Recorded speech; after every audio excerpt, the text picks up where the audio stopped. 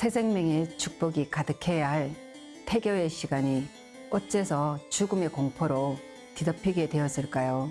망자가 나타날수록 그간 감춰져 있던 추악한 진실이 드러나고 마는데요. 그 기이하고도 서늘한 인과응보에 관한 기록 지금 공개합니다. 얼마 전 불의의 사고로 남편을 떠나보내게 된 미망인 선혜 씨. 선혜 씨의 꿈속에 매일 밤 남편이 나왔습니다.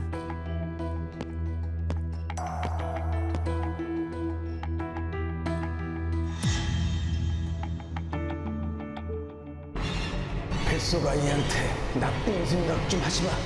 제발 건강하게 놔줘.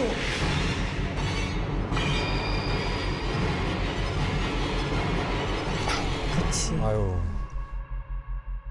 그럼에도 선혜 씨는 거의 매일 외출을 했고 임신한 상태인데도 외모에 더욱더 신경을 썼습니다.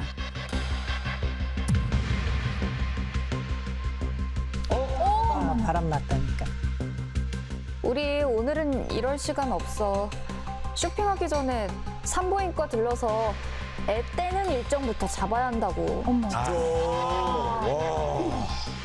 이래서 원혼이 된 진석 씨가 선혜 씨 꿈속에 나타난 거였습니다.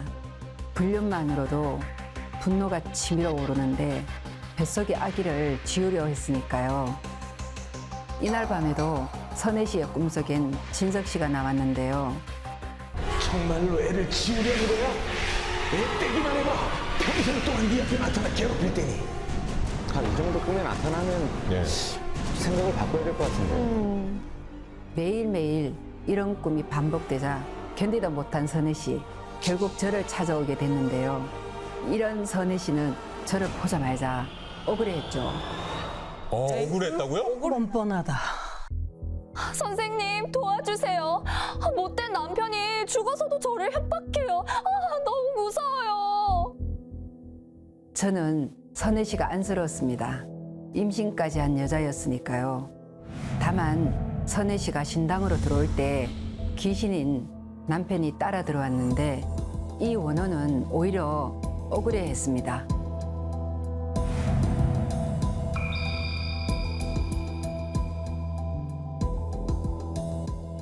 저는 진실을 알기 위해 남편의 원혼을 제 몸으로 불러들였습니다.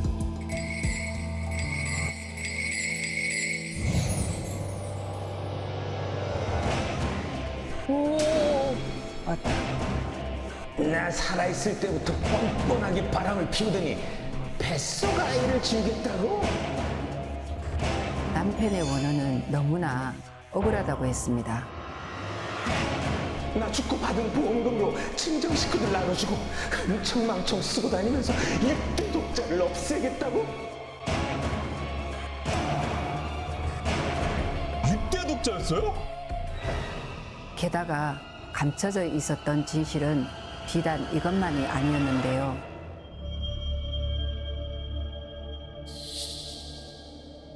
남편 진석 씨는 죽기 전 심하게 부부싸움을 했습니다. 선혜 씨의 불륜 사실을 알게 됐기 때문이었죠.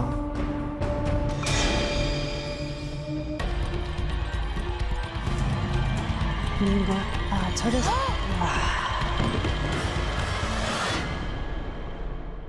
이때 119가 출동을 했는데요. 자신들이 조금만 더 일찍 왔다면 진석 씨를 살릴 수 있었다며 몹시 안타까워했다고 합니다.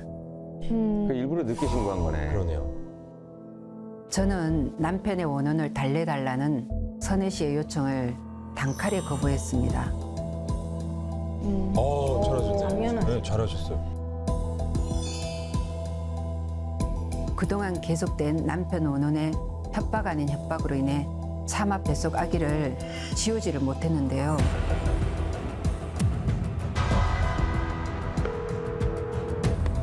자기야 빨리 와줘. 진짜 낳기 싫었는데 이놈의 애가 나올 때가 됐나 봐. 아니 출산하는데 이놈의 애라니. 와 이거 자기 애한테. 원혼의 협박 때문에 스트레스가 엄청 심했던 걸까요? 아니면 그간 저질렀던 자신의 행동으로 인해 천벌을 받은 것이었을까요? 끝까지 반성하는 마음이 없었던 선희 씨는 아이를 낳자마자 죽고 맙니다. 천벌 받았네.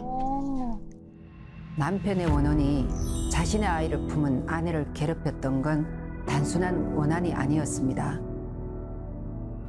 그것은 뱃속의 아이를 지키기 위함이었고 더러운 행동을 그만두라는 마지막 경고였습니다. 원혼의 울부짖음을 듣지 않는 자 반드시 심판을 받게 됩니다. 오늘의 계담이었습니다. 이 이야기에서 보면 남편의 원혼은 아이를 지키려고 한 것으로 보이는데 이게 무속적으로 네. 원혼이 특정 존재를 보호하려는 경우가 있나요? 귀신이라고 해서 무조건 사람을 해치고 괴롭히지만은 않습니다. 특히 진석 씨 같은 경우에는 6대 독자라는 가문의 맥을 이어야 한다는 책임감, 그리고 무엇보다도 자신의 핏줄인 아이가 비정한 엄마 손에 그러니까. 지어진다는 것을 막아야 한다는 생각이 강했겠죠. 네. 그래서 아내 선혜 씨를 위협한 건 단순한 복수가 아니라 제발 나쁜 마음 먹지 말고 우리 아이를 무사히 낳아달라는 메시지였겠죠. 네. 그러니까 망자의 절박한 호소였다고 봐야 되죠. 네, 이처럼 자식을 향한 부모의 마음은 죽어서 영가가 되어서도 본능적으로 남아있는 보호의 기운입니다. 네, 그래서 보호의 기운이 작용을 해서 망자가 아마 그렇게 그 아이 엄마한테 보여지지 않았나 싶습니다. 그럼 선생님께서 보시기에 이번 이야기가 그 귀신 이야기라기보다는 뭔가 우리에게 어떤 선택을 좀 조심하라고 말해주는 그런 이야기일까요? 단순히 뭐 귀신 이야기다 아니다, 복수다 아니다 이걸 떠나서 우리가 살면서 나만 편하기 위해 타인의 희생을 당연하게 여기는 선택이 실제로 시간이 지나고 흐르면은 얼마나 우리 신상에도 위험한지를 보여주는 결과물이라고 봐야 되겠죠. 그리고 또 이제 선혜 씨는 자신의 안락한 상가, 욕심을 위해 남편의 죽음을 방관했잖아요. 그렇죠. 심지어 뱃속의 아이까지 자신의 미래를 가로막는다고 지으려고 했으니까 뭐 그 대가는 당연히 받아야 되겠죠. 네, 무속에서는 이런 마음을 마각기였다고 하죠. 네. 마각기면은 올바른 판단과 선택이 않습니다. 그래서 당장의 이익을 위해 가장 소중하고 가치인 천륜은 무섭잖아요. 네. 그리고 천륜과 양심, 자기 스스로의 인생을 자기 스스로가 망가뜨리는 삶이라고 봐야 되겠죠. 네. 근데 이제 또 영상 속의 선혜 씨는 이게 굿만 하면 다 해결이 된다라고 생각을 하는 거잖아요. 근데 무속에서는 죄책감을 이렇게 뭐 돈, 의식으로 덮으려는 이런 어떤 마음을 어떻게 보시나요? 근데 일반적으로 이제 무속이라 그러면 사람들이 굿을 내서 뭐 행위를 한다 이렇게 얘기를 할 수는 있어요. 네. 물론 굿도 필요해요. 네. 필요하지만은 굿을 하고자 하는 이제 의뢰자분들의 네. 마음입니다. 정말 망자를 달래주기 위해서 하는 것인지 네. 아니면은 뭐 자기의 편안함, 불안감과 이런 거를 떨쳐내기 위해서 하는 건지에 따라서 굿의 효과가 다르겠죠. 그러니까 뭐 어떤 상황에서든지 간에 그 하면 안 될 굿인 거잖아요. 네, 내 죄를 맞아요. 덮기 위해서 굿을 해달라고 하는 거잖아요. 그거는 의미가 없습니다. 아무래도 해도 안 되는 거죠. 그래서 그거는 단연코 의미가 없다. 네. 보면 이제 사연자에 의해서 우리가 이제 사연을 봤지만 우리 선생님들의 해석이 세상의 이치와 어느 정도 맞닿아 있어요. 그러니까 보면 다 맞는 얘기고 상식선에서. 네, 우리 세상의 이치에 맞는 일들을 하면 되는데 그런 것들을 하지 않아서 화를 입게 되는 게 실제 이제 뭐 사연자의 현실에서 일어난 거잖아요. 맞아요. 예, 망자가 나타나서 맞아요. 진짜 그걸 그 원한을 해결해 달라고 얘기를 한 거고. 네. 근데 출산을 앞두거나 막 아이를 낳은 분들 중에서 이제 유독 꿈을 많이 꾸는 경우가 있다고 해요. 있습니다. 그 무속에서는 이 시기의 꿈을 좀 다르게 보나요? 다 당연히 다르게 보죠. 오. 내가 새 생명을 잉태했을 때하고 네. 네. 나의 그냥 홀몸일 때하고는 다르죠. 그러니까 삼신 할머니가 전지해준 네. 뱃속에 잉태된 아이가 있으니까 그 네네. 아이의 기운에 따라서 태몽꿈도 달라집니다. 네. 그래서 어떤 꿈을 꾸느냐에 따라서 또 그 아이가 네. 또 실제로 탄생해서 살아가는 모습이 바뀌어지죠. 오. 이 시기에는 평소보다 마음을 정갈이하고 꿈에 메시지에 귀를 기울일 필요가 있습니다. 네. 이 말은 새 생명의 탄생을 기다리는 저에겐 좀 와닿는, 그렇죠. 저에겐 또 네. 중요한 네. 말입니다. 네.